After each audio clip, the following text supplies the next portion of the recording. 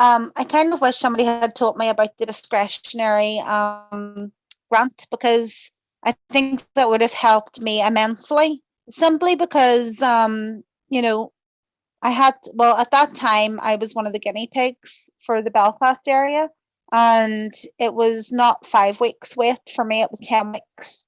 And nobody had told me about the discretionary fund. I had to apply for an advance repayment.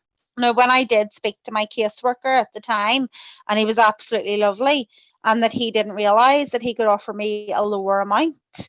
So he automatically gave me the higher amount. And then when I discovered that I could have got a discretionary fund, I was begging him, please, can I apply for this?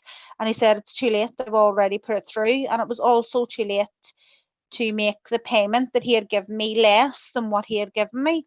So then obviously coming up to Christmas, you just go through the money. And then for like nearly 2 years, I was in debt.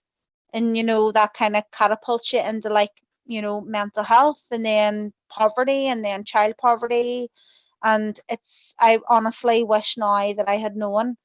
And now looking back, if I was to meet a new claimant now, I would say definitely find out if you can get the discretionary fund. Definitely find out whether you can apply for the lower amount or the higher amount. They didn't give me an option. In this example, our expert by experience spoke about missing out on the ability to get a discretionary grant to help her during the first 5 weeks of her Universal Credit claim.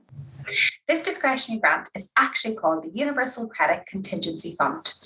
It is only available for people who are waiting on their first full payment of Universal Credit, so during the initial 5-week wait.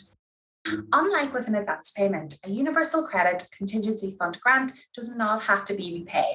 However, if you do get a grant from the Contingency Fund, it does mean that you would be unable to access a grant from the Discretionary Support Scheme. There are also additional eligibility criteria that need to be met in order for a contingency fund grant payment to be made. The hardest of these eligibility criteria to prove is that you need to show that you are in an extreme, exceptional, or crisis situation which places you or your immediate family's health, safety, or well-being at a significant risk. There are also some limits on the annual income that you and your household can have. And also you do need to demonstrate that you and the need has arisen within Northern Ireland.